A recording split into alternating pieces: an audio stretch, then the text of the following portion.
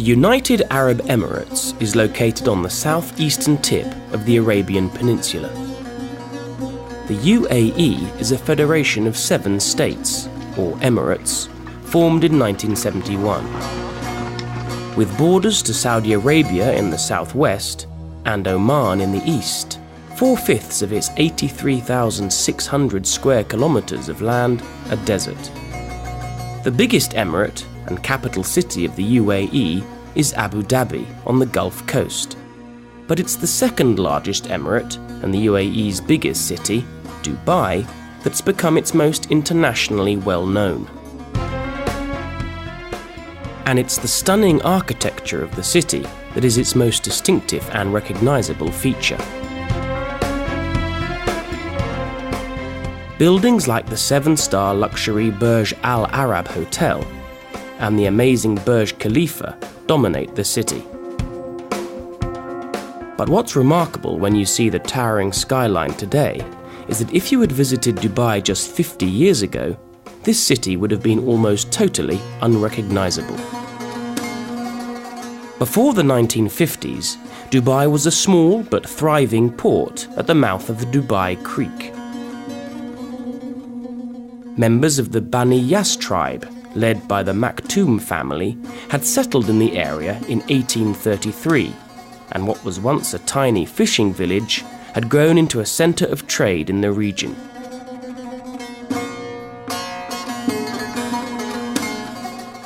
Traders from Iran and India brought their fish, spices, pearls and fabric by boat to sell at the market, or souk.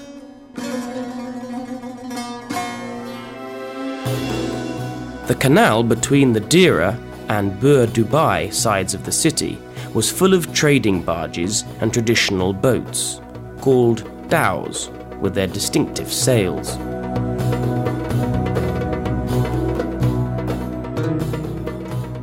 But in the 1960s, everything started to change. Oil was discovered in the region.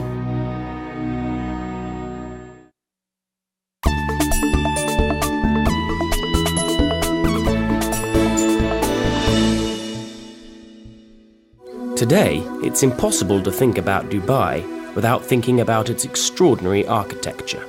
With more than 60 buildings over 200 meters high, skyscrapers dominate the heart of the city. 2 of the most talked about structures are the Burj Al Arab and the Burj Khalifa. The Burj Khalifa was officially opened in January 2010. And at over 828 meters, it was the tallest building in the world. Remarkably, it only took 1,325 days to build the tower.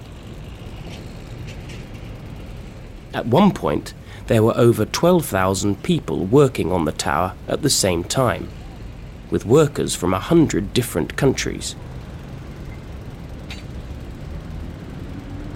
The building cost about $1.5 billion. There are thousands of people living and working on the 160 floors of the tower. Along with the hotel, there are 37 floors of offices, over 1,000 apartments, and one of the biggest shopping malls in the world inside. On level 124, there's an observation deck with stunning views across the city and coastline. By Dubai standards, the Burj Al Arab Hotel is almost an historic building, and a short one too. The hotel opened in 1999 and stands at a mere 321 meters. Inside, it's like a vast palace, where guests can enjoy themselves in 7-star luxury. But it's the distinctive shape of the building that has made it an architectural icon. The hotel stands on a man-made island 280 meters from the coast, and its design mirrors the shape of the sail of a traditional Arabian dhow. In this way, the contemporary building is linked with the city's heritage as a trading port.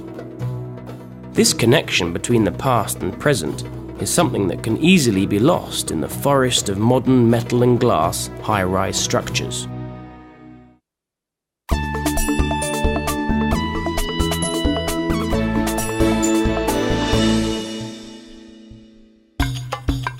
So much of Dubai is brand new that it sometimes feels that the traditions of the Emirati culture could get lost. But there are elements of traditional architecture that are not only being preserved, but becoming increasingly popular in modern designs. Aylin Orbashla is an architect who has worked extensively in the Middle East. I'm an architect by training, but I specialised in historic buildings and the conservation of historic buildings and historic areas. Aylin has spent time looking at the historic buildings in Dubai. The main architectural tradition, or the main house type of the sort of richer merchants, was the coral-built courtyard houses. They were square or rectangular with a big courtyard in the middle that would provide shade during the hot summer days. And most notably, they had wind towers, which is an idea the Iranian merchants brought from Iran with them when they settled in Dubai. In the past, wind towers served a very practical purpose. They were an early form of air conditioning.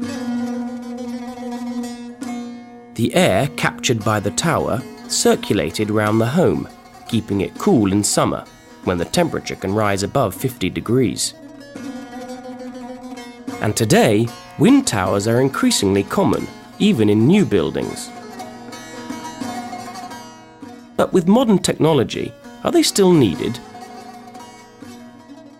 Not in the hugely practical sense, because buildings are sort of built and cooled in very different ways, using air conditioning and a lot more mechanical ways. But it remains a very strong symbol of Dubai. So if people talk about traditional architecture in Dubai, the wind tower is that sort of known symbol. And therefore, many new buildings in Dubai have used the wind tower in one form or another, in a sort of symbolic way rather than an actual useful way. Dubai is a city of many faces, and there is pride in different forms of architecture. There is pride in the historic buildings that have survived and that have been restored. There is pride when people choose to use the wind tower in their architecture, in their buildings, and they are sort of well talked about amongst locals. At the same time, they're very proud of technological innovation and buildings that are breaking boundaries, that are the highest, the biggest, and gradually moving towards buildings that are highly energy efficient and things. So there is pride in all these different elements. So, like the sale of the Burj Al Arab, the architectural design of the wind tower is a strong symbol of both old and new Dubai. And it's this combination of old and new that makes the city such an interesting place for architecture.